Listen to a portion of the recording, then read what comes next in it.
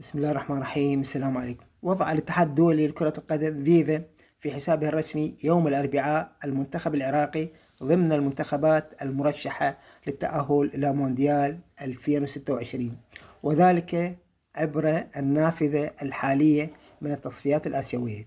ويتصدر المنتخب الكوري الجنوبي ترتيب فرق المجموعة الثانية بعد انتهاء الجولة السادسة برصيد 14 نقطة.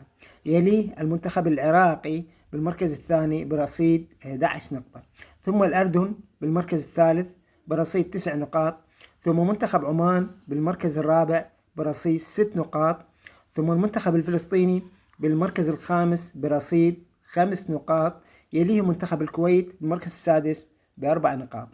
من جانب آخر، دعت اللجنة الأمنية في مجلس محافظة البصرة الجماهير العراقية إلى عدم إقامة الاحتفالات بعد نهاية مباراة العراق والكويت في حال فوز منتخب العراق، تقديرا واحتراما لذكرى استشهاد الإمام علي عليه السلام. شكرا.